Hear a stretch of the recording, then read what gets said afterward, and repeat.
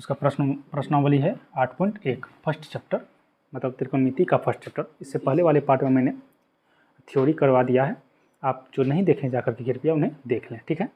चलिए इसको हम करवाते हैं। आपको पहला क्वेश्चन इसमें दिया गया है, कुछ क्वेश्चन का मैंने इसमें फ़ोटो लिया है, वहीं जो एक्सरसाइज आपका फर्स्ट एक्सरसाइज है उसका मैंने इसमें फ़ोटो लिया, उसका सारा क्वेश्चन इस पर मैं करवाऊँगा। तो त्रिभुज ABC में जिसका कोण 20 समकोण है और AB 24 सेंटीमीटर है और BC 7 सेंटीमीटर है, तो निम्नलिखित का मान ज्ञात कीजिए। आपको यहाँ पर कह दिया कि एक त्रिभुज है ABC। तो बात जब त्रिकोणमिति का हो तो वो त्रिभुज कैसा होगा? समकोण होगा। वो त्रिभुज कैसा होगा? समकोण होगा। तो ABC का बात किया जाए तो B समकोण है, जो समकोण है उसको पहले लिख देंगे, जो समकोण है उसको पहले लिख देंगे। अब ABC ये त्रिभुज हो गया। इसमें करके AB कितना है? 24 सेंटीमीटर है। AB 24 सेंटीमीटर है। BC कितना है? 7 सेंटीमीटर है। तो आप AB 24 सेंटीमीटर है, BC 7 सेंटीमीटर है। तो आपको क्वेश्चन पर यहाँ पर कर रहा है फर्स्ट नंबर में, यहाँ पर कर रहा है कि साइन A और फिर कर रहा है cos A का मान ज्ञात करने के लिए, और 2 नंबर में भी है, यहाँ पर 2 नंबर में कह रहा है कि साइन C तथा cos C का मान ज्ञात करने के लिए। बाबू लोग इसको ध्यान से समझना पड़ेगा। देखिए आपके पास कहा कुछ नहीं गया है कि एक त्रिभुज ABC जिसमें कि AB 24 सेंटीमीटर है और BC 7 सेंटीमीटर है, और इसके बेसिस पर आपको साइन A और cos A का मान ज्ञात करना है और साइन C और cos C का मान ज्ञात करना है। तो आप लोग समझिए इस बात को, हम कभी भी साइन थीटा cos थीटा का मान निकालेंगे उसके लिए हमको कर्ण चाहिए। क्या चाहिए? कर्ण चाहिए। कर्ण तो हमारे पास है नहीं। तो आप लोगों को मैं बता दूं, इससे पहले भी मैंने बता दिया है कि पाइथागोरस थ्योरम जो होता है, पाइथागोरस का जो थ्योरम होता है, प्रमेय जो होता है, इसके अनुसार कहा गया है कि किसी भी त्रिभुज में जो समकोण त्रिभुज होगा, उस त्रिभुज में, किसी भी त्रिभुज नहीं, समकोण त्रिभुज में कर्ण का जो स्क्वायर होता है, कर्ण का जो स्क्वायर होता है वो लंब के स्क्वायर, बहुत अच्छा थ्योरम है, ये थ्योरी है, इसको ये फॉर्मूला याद रहना चाहिए। कर्ण का स्क्वायर बराबर लंब के स्क्वायर जोड़ आधार का स्क्वायर होता है। क्या होता है? आधार का स्क्वायर। अब आप देखिए, आपके पास कर्ण तो निकालना है, कर्ण तो आपके पास है नहीं, तो कर्ण को आप नहीं है तो उसको कर्ण ही रहने दीजिए, कोई बात नहीं, उसको कर्ण ही रहने दीजिए।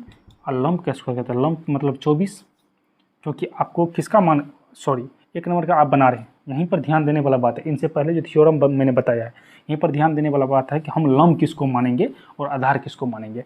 आप देख लीजिए, हम फर्स्ट नंबर क्वेश्चन बनाने के लिए जा रहे हैं, थीटा की जगह पर हमको A दिया हुआ है, इसका मतलब इस एंगल को इन्होंने थीटा माना है, इस एंगल को इन्होंने थीटा माना है, और A कोस में भी A है, तो इसको एंगल को थीटा माना तो लंब ये हो जाएगा 7 हो जाएगा।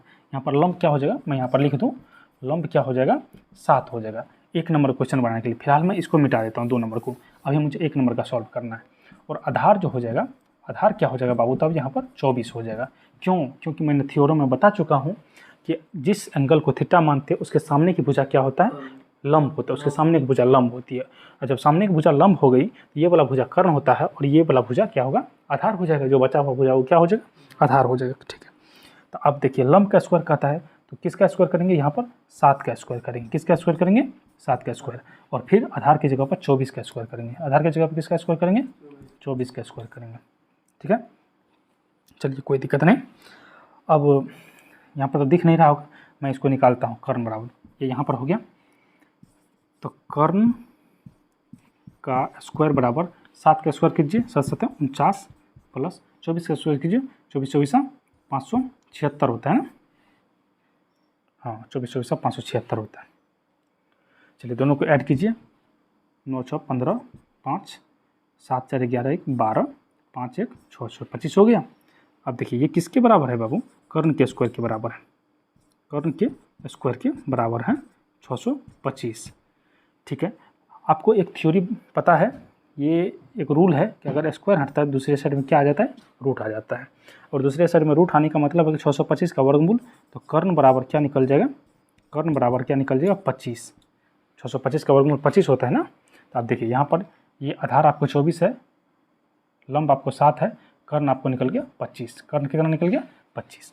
अगर इतना आपने बना लिया है, आपको कर्ण निकल गया है 25, ये पाइथागोरस थ्योरम से, ठीक है, ये पाइथागोरस थ्योरम से। और यहाँ पर तो जगह नहीं है, तो इसको एक बार उतारिए और उसके जस्ट बाद इस क्वेश्चन को सॉल्व करते हैं, ठीक है। इसको एक बार यहाँ से उतार लीजिए। इसको आपने लिख लिया, ये जो है पाइथागोरस थ्योरम। अब देखिए मैंने लिख दिया यहाँ पर, कर्ण जो 25 निकला। अब इस क्वेश्चन को सॉल्व करना है।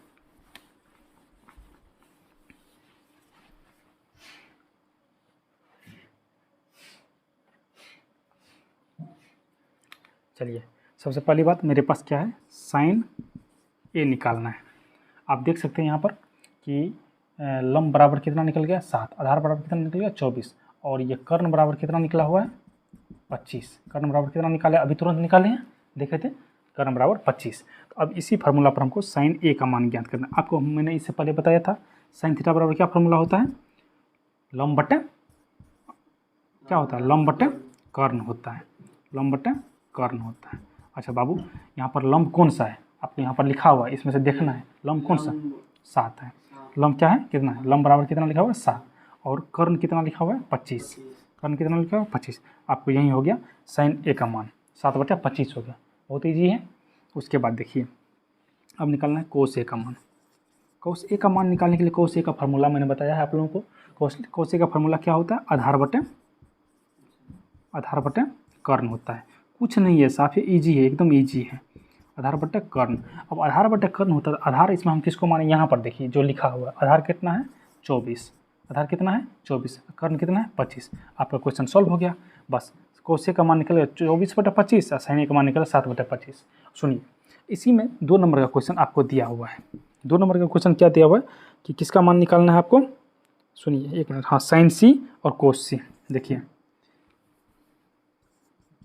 साइन सी और कोस सी का मान निकाल करना है। यहाँ पर बहुत ध्यान देने वाला बात है बाबू। देखिए अब की बार थीटा की जगह पर किसको माने हैं, सी को। थीटा की जगह पर किसको माने हैं, सी को। तो इस बार ये चेंज हो जाएगा और इस बार थीटा कौन सा हो जाएगा, सी हो जाएगा। थीटा मान सबका बराबर ही रहेगा, लेकिन सिर्फ और सिर्फ चेंज हो जाएगा क्या, अब की बार लंब हो जाएगा 24, आधार हो जाएगा ये, तो इसको चेंज करना पड़ेगा। जो मेरा आधार था वो हो जाएगा अब की बार लंब, ठीक है। और जो आधार, जो लंब का आधार का मान था वो हो जाएगा लंब का मान, जो आधार का मान था वो हो जाएगा किसका मान, 7 हो जाएगा। 7 अभी आधार हो जाएगा, पहले लंब था, 7 अभी क्या हो जाएगा, आधार हो जाएगा। कर्ण नहीं बदलता क्योंकि कर्ण बड़ा भुजा है, वो वही मान रहेगा। समझे बात को। अब देखिए उसी चीज़ को हम चेंज कर दिए। बाकी अगर नहीं करना चाहते हैं तो सुनिए 1 मिनट, 1 सेकेंड बस। इस फिगर को हम पहले के लिए ही रहने देते हैं, इस फिगर को हम पहले के लिए ही रहने देते हैं। इसको 7, इसको 24 मान करके बनाए थे, ठीक है। इस क्वेश्चन के लिए एक और फिगर ही बना देते हैं हम, इस क्वेश्चन के लिए एक और फिगर ही बना देते हैं, सेम ABC। और ये आपको अब की पहले वाला क्वेश्चन में इसको थीटा माने थे, इस बार इसको मान लेंगे थीटा। थीटा मानने के साथ में ये हो जाएगा लंब। इसका मतलब है कि ये भुजा दिया हुआ 24, ये भुजा दिया हुआ 7। मैंने इसको पाइथागोरस से निकाला है, ये भुजा कितना 25। अब आप देख सकते हैं यहाँ पर कि आप यहाँ पर देख सकते हैं कि लंब बराबर, इस फार्मूला से लंब बराबर आपको हो जाता है 24, आधार बराबर हो जाता है आपको 7, और कर्ण बराबर वो आपको हो जाता है 25। अब वही मान इसमें रख दीजिए, साइन थीटा का मान, जो साइन सी का मान है वही जो साइन थीटा का मान होता है वही साइन सी का मान होता है। साइन थीटा का मान आपको पता है, लंब बटे क्या लिखे यहाँ पर, साइन थीटा का मान लंब बटा कर्ण। तो लंब को L लिखते थे ना हम, चलिए लंबे लिख दीजिए, लंब बटे कर्ण, कोई दिक्कत नहीं। अब इसका मान बैठा दीजिए, लंब कितना इसमें माने 24 माने, लंब कितना माने 24, और कर्ण कितना माने 25। ये हो गया आंसर। एक तो होता है यहाँ पर कोस सी का मान कहता है ज्ञात करने के लिए। कोस सी का मान अगर कहता है तो कोस सी आधार बटे कर्ण, आधार बटे कर्ण, आधार बटे अगर कर्ण करते हैं तो आधार का मान कितना है, इससे देखिए आधार का मान 7 है, दिखा नहीं दे रहा। 1 मिनट रुकिए, इसको मैं थोड़ा सा ऊपर लिखता हूँ।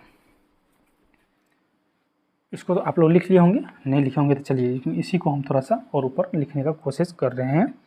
कि देखिए कोस सी का मान ज्ञात करना है। कोस सी क्या होता है, आधार बटे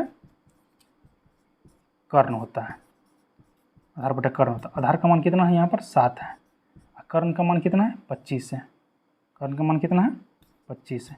क्या यहाँ ये समझ में आया इतना, क्योंकि जगह नहीं होने के कारण से यहीं पर बना दिया, एक छोटा सा क्वेश्चन है यहीं पर बना दिया। चलिए इसको जल्दी से अगर समझ में आ गया तो उतारिए, अगर कहीं पर कोई परेशानी है तो हमको एक बार पूछ लीजिए।